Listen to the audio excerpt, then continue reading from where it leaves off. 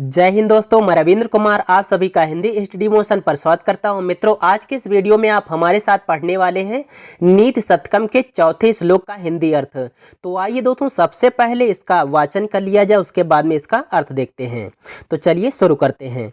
प्रसहे मणिमोद्धरेत मकर वक्त्र दंष्ट्रांतरात समुद्रमपि संतरेत प्रचल दूर्मिमालाकुलं भुजंगमपि कोपितं शिरसि पुष्पवद्धारयेत् न तो प्रतिनिविष्ट मूर्ख जन चेतमाराधयेत।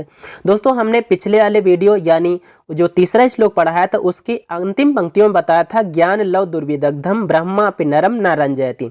ऐसा व्यक्ति जिसको थोड़ा सा ज्ञान हो, उस व्यक्ति को ब्रह्मा भी प्रसन्न नहीं कर सकते, क्योंकि वो व्यक्ति आपकी बात मानने वाला नहीं होता, क्योंकि उसके पास थोड़ा ज्ञान है।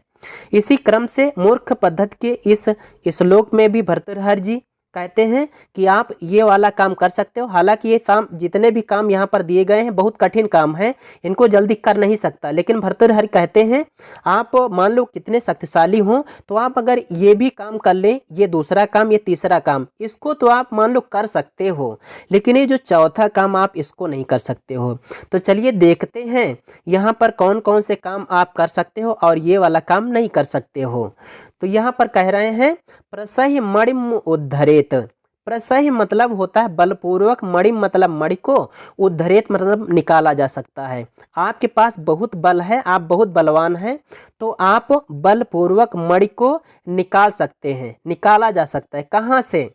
बता रहे हैं मकर के वक्त्र, मगरमच्छ के मुख की, दंष्ट मतलब दाढ़ों के, अंतरात मतलब बीच से।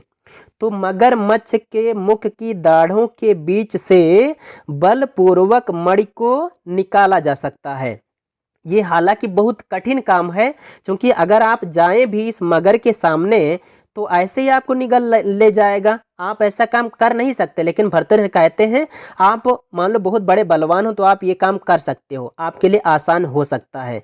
क्या बताए हैं? कहे हैं कि मगरमच्छ के मुख की दाढ़ों के बीच से बलपूर्वक मणि को निकाला जा सकता है। कोई व्यक्ति ऐसा काम कर सकता है। दूसरा काम कौन सा है?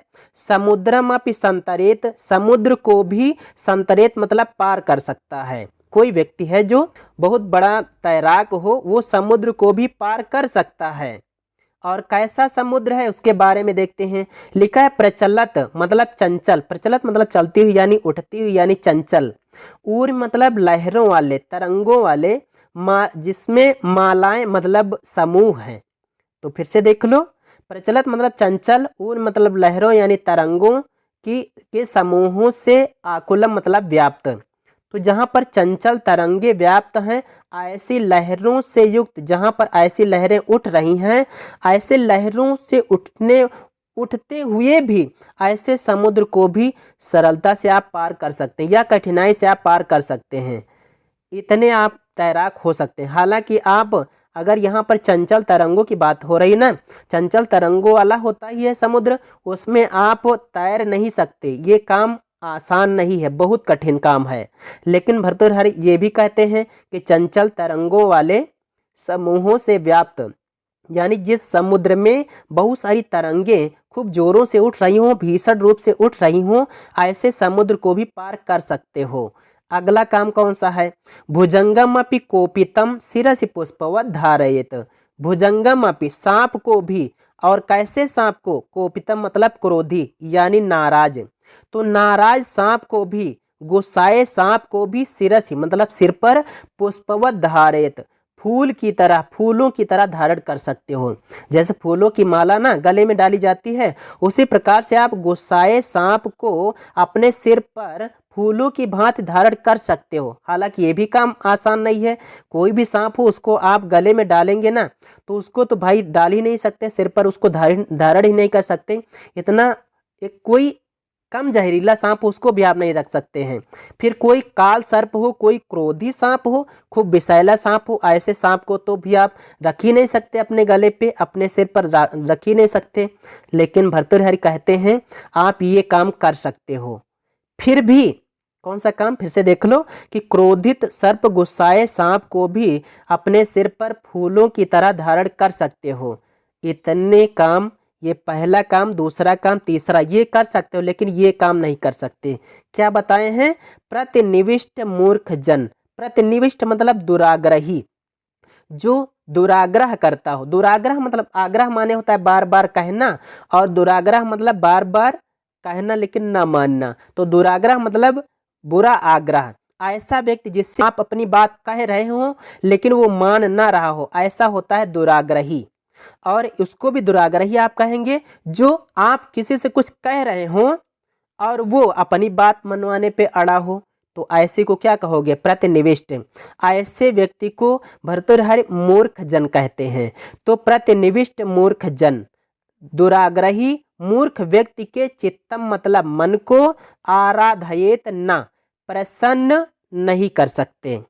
फिर से देखो, यहाँ पर बताए हैं कि दुराग्रही व्यक्ति, जो दुराग्रही व्यक्ति है वो मूर्ख व्यक्ति है। ऐसे व्यक्ति के चित्त को, ऐसे व्यक्ति के मन को क्या? आराधित ना, प्रसन्न नहीं कर सकते। चलिए एक बार इसको फिर से देख लेते हैं।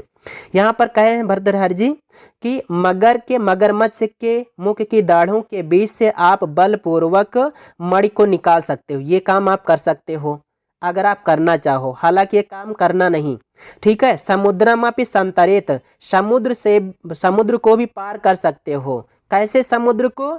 चंचल तरंगों से व्याप्त ऐसे समुद्र को आप आसानी से पार कर सकते हो। अगला काम है, क्रोधित हुए गुस्साए सांप को भी सिर पर फूलों की भांति धारण कर सकते हो, लेकिन दुराग्रही व्यक्ति के चित्त को आप प्रसन्न नहीं कर सकते। अगर कोई व्यक्ति ऐसे व्यक्ति के चित्त को प्रसन्न करने का प्रयास करता है, इसका मतलब वो भी क्या है? मूर्ख व्यक्ति है। तो इनके कहने का मतलब क्या है? यहाँ पर कवि क्या कहना चाहता है? वो कहना चाहता है कि कोई भी आपके सामने हठी व्यक्ति मिल जाए, दुराग्रही व्यक्ति मिल जाए, तो आप उसको बात मनवाने पे ना अड़े। इस बात को आप सीख में रख लें, ठीक है। और ये तो हो जाएगी सूक्ति, न तो प्रतिनिविष्ट मूर्ख जन चित्तम आराधित। अच्छा, यहाँ पर दोस्तों परीक्षा में प्रश्न बन सकता है, कैसे व्यक्ति के चित्त को प्रसन्न नहीं किया जा सकता है? वहाँ पर विकल्प में आपको केवल मूर्ख भी मिलेगा और प्रतिनिविष्ट मूर्ख जन ये भी मिलेगा। तो मूर्ख पे नहीं लगाना है, प्रतिनिविष्ट मूर्ख जन, जो हठी व्यक्ति है, ऐसे मूर्ख व्यक्ति के चित्त को प्रसन्न नहीं किया जा सकता। दोस्तों यहाँ पर पृथ्वी छंद है, और अगर देखें प्रत्यय में लेप प्रत्यय है, आप देख रहे हैं उद्धरेत, यहाँ पर उद्धरेत लिखा हुआ, यहाँ पर संतरेत है, और यहाँ उद्धारेत है, यहाँ पर चित्तम आराधयेत है। ये विधिलिंग लकार प्रथम पुरुष एक वचन के रूप है। और यहाँ पर अगर देख लें मणिम, इधर है समुद्रम, ये है भुजंगम, और भुजंगम का एक विशेषण है कोपितम। इनमें दोस्तों द्वितीय विभक्ति एक वचन का रूप है, सिरस में सप्तमी विभक्ति एक वचन का रूप है। तो आप इसको समझ गए होंगे। तो दोस्तों आज की इस वीडियो में सिर्फ इतना ही। आइए दोस्तों चलते हैं अगले वीडियो में, हम अगले श्लोक को फिर से लेकर उपस्थित होंगे। आइए दोस्तों चलते हैं। जय हिंद, वंदे मातरम।